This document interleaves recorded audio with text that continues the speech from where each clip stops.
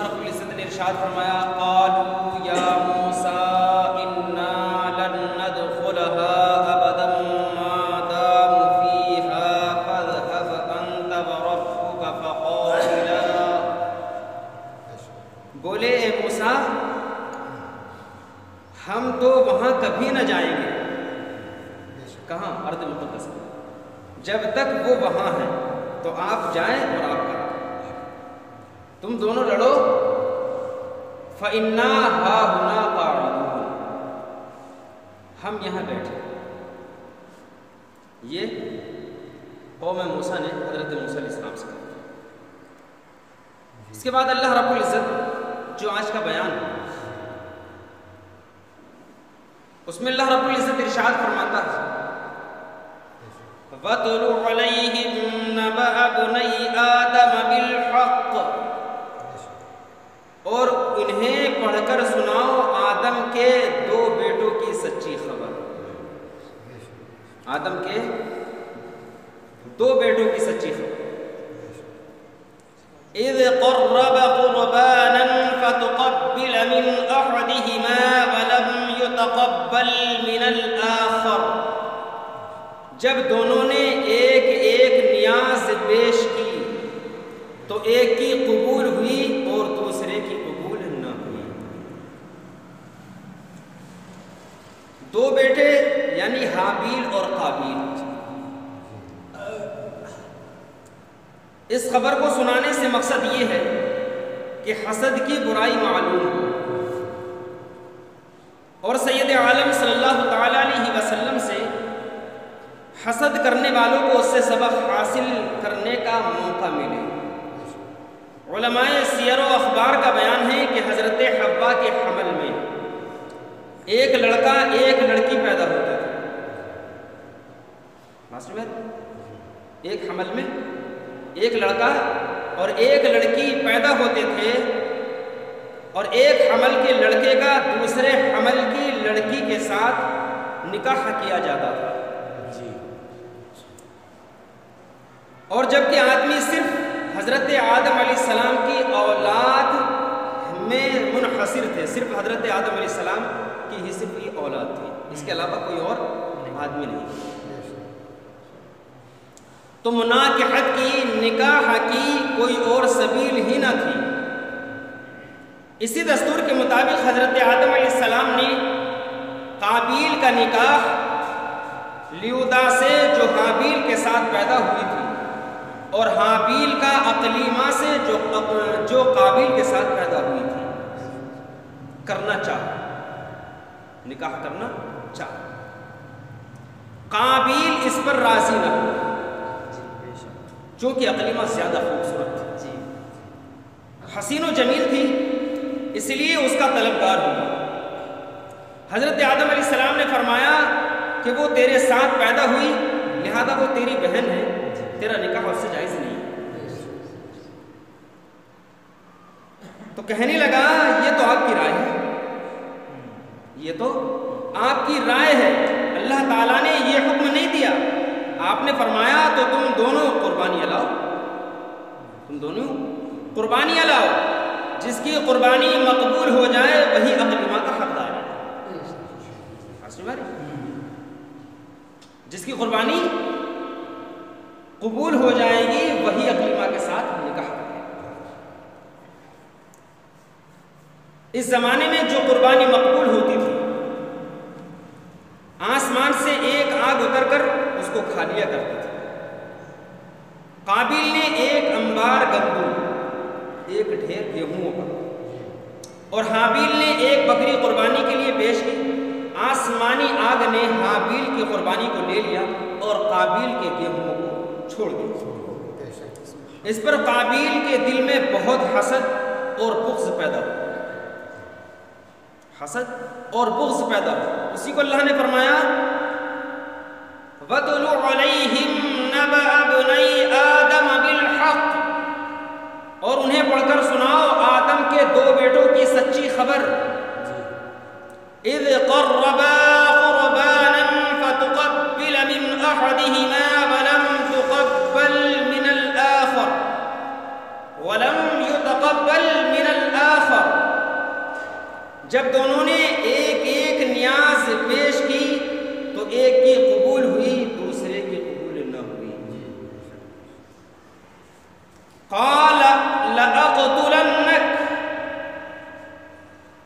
تو بولا قسم ہے، بولا قسم ہے میں تجھے قتل کر دوں گا۔ جس کی قربانی قبول نہیں ہوئی تھی اس نے کہا کہ میں تجھے قتل کر دوں گا۔ حضرت آدم علیہ السلام حج کے لیے مکہ مکرمہ تشریف لے گئے تو قابیل نے حابیل سے کہا میں تجھے قتل کر دوں گا۔ حابیل نے کہا کیوں؟ کہنے لگا اس لیے کہ تیری قربانی مقبول ہوئی اور میری نہ ہوئی، اور تو اقلیمہ کا مستحق ٹھہرا، اس میں میری ذلت ہے۔ بات سمجھ آ رہی؟ قال انما يتقبل الله من المتقین، کہا اللہ اسی سے قبول کرتا ہے، اللہ اسی سے قبول کرتا ہے جسے ڈر ہے، یعنی کہ متقین سے، پرہیزگاروں سے قبول فرماتا۔ حابیل کے اس مقولے کا مطلب یہ ہے کہ قربانی کا قبول کرنا اللہ تعالیٰ کا کام ہے۔ وہ متقیوں کی قربانی قبول فرماتا ہے، تو متقی ہوتا تو تیری قربانی قبول ہوتی، یہ خود تیرے افعال کا نتیجہ ہے، اس میں میرا کیا دخل ہے؟ بات سمجھ؟ جی۔ آگے اللہ فرماتا ہے لَئِن بَسَطْتَ إِلَيَّ يَدَكَ لِيَقْتُلَنِي مَا أَنَا بِبَاسِطٍ يَدِيَ إِلَيْكَ لَأَقْتُلَكَ، بے شک اگر تو اپنا ہاتھ مجھ پر بڑھائے گا کہ مجھے قتل کرے تو میں اپنا ہاتھ تجھ پر نہ بڑھاؤں کہ تجھے قتل کرے، اور میری طرف سے ابتدا ہو باوجود یہ کہ میں تجھ سے قوی اور توانا ہوں، طاقتور ہوں، یہ صرف اس لیے کہ کس لیے؟ بیان فرماتے اللہ انی اخاف اللہ رب العالمین، میں تجھے اس لیے قتل نہیں کروں گا کہ میں اللہ سے ڈرتا ہوں جو مالک ہے سارے جہان کا، اس لیے میں تجھے قتل انی اريد ان تبوء بإثمی وإثمک فتکون من اصحاب النار، میں تو یہ چاہتا ہوں کہ میرا اور تیرا گناہ، میرا اور تیرا گناہ، میرا کیا؟ یعنی مجھ کو قتل کرنے کا، مجھ کو قتل کرنے کا، اور جو اس نے اس سے پہلے اپنے والد یعنی حضرت آدم علیہ السلام کی نافرمانی کی اس کا وہ گناہ۔ آسماری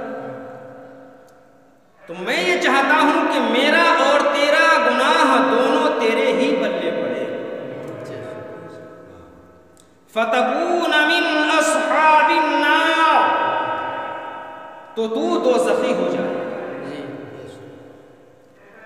وَذَلِكَ جَزَاءُ الظَّالِمِينَ، اور بے انصافوں کی یہی سزا، بے انصافوں کی یہی سزا۔ فَطَبَّعَتْ لَهُ نَفْسُهُ قَتْلَ أَخِيهِ فَقَتَلَهُ فَأَصْبَحَ مِنَ الْخَاسِرِينَ، تو اس کے نفس نے اسے بھائی کے قتل کا چاو دلایا تو اسے قتل کر دیا تو رہ گیا نقصان میں، کیا میں رہ گیا؟ نقصان میں رہ گیا، اور متحیر ہوا کہ اس کی لاش کو کیا کرے، کیونکہ اس وقت تک کوئی انسان مرا نہیں تھا، کوئی انسان اس وقت تک مرا ہی نہیں تھا، مدت تک، ایک مدت تک اس کی لاش کو اپنی پیٹھ پر لے کر کے گھومتا رہا کہ کیا کروں اس لاش کا، میں نے اسے قتل کر دیا، مار دیا۔ بات سن آ رہی جی فبعث اللہ غرابا یبحث فی الارض، اللہ فرماتا ہے تو اللہ نے ایک کوا بھیجا، اللہ نے ایک کوا بھیجا، زمین کرے دیتا، زمین کرے دیتا، لیرہ کیف یواری سوءۃ اخیہ، کہ اسے دکھائے کیوں کر اپنے بھائی کی لاش چھپائے، کس طریقے سے اپنے بھائی کی لاش چھپائے۔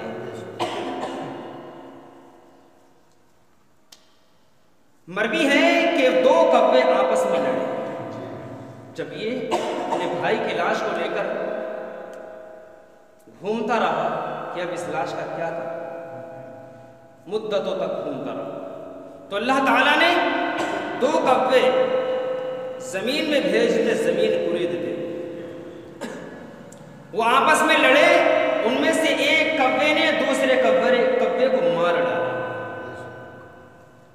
پھر زندہ کوے نے اپنی منقار یعنی کہ چونچ اور پنجوں سے زمین کرید کر گڈھا کیا اور اس میں مرے ہوئے کوے کو ڈال کر مٹی سے دبا دیا۔ یہ دیکھ کر قابیل کو معلوم ہوا کہ مردے کی لاش کو دفن کرنا چاہیے، چنانچہ اس نے زمین کھود کر دفن کر دیا۔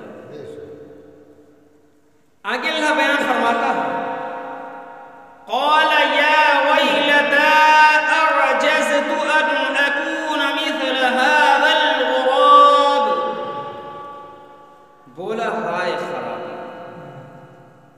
ہائے خرابی، میں اس کوے جیسا بھی نہ ہو سکا۔ فَأُوَارِيَ سَوْءَةَ أَخِي، کہ میں اپنے بھائی کی لاش چھپاتا، فَأَصْبَحَ مِنَ النَّادِمِينَ، تو پچھتاتا رہ گیا، اپنی نادانی اور پریشانی پر، اور یہ ندامت گناہ پر نہ تھی، اس کو یہ پچھتاوا جو تھا اس بنیاد پر نہیں تھا کہ اپنے بھائی کو قتل کر دیا، بلکہ پچھتاوا اور ندامت جو تھی وہ اس بات پر تھی کہ میں کوے کے جیسا بھی نہ ہو سکا، کہ کوے نے ایک کوے کو مار کر اسے گڑھے میں دبا دیا اور میں اپنے بھائی کی لاش کو دبا نہ سکا۔ تو مفسرین اکرام بیان فرماتے ہیں کہ یہ اپنی نادانی اور پریشانی پر اور یہ ندامت گناہ پر نہ تھی کہ توبہ میں شمار ہو سکتی، یہ ندامت کا توبہ ہونا سید انبیاء صلی اللہ علیہ وسلم کی امت ہی کے ساتھ خاص ہے۔ اگر امت محمدیہ سے گناہ سرزد ہو جائے تو توبہ کر لے، اللہ رب العزت اس کے گناہوں کو معاف کرے۔ سبحان اللہ۔ اللہ فرماتا ہے فَأَصْبَحَ مِنَ النَّادِمِينَ، تو پچھتاتا رہ گیا۔ صدق اللہ العظیم۔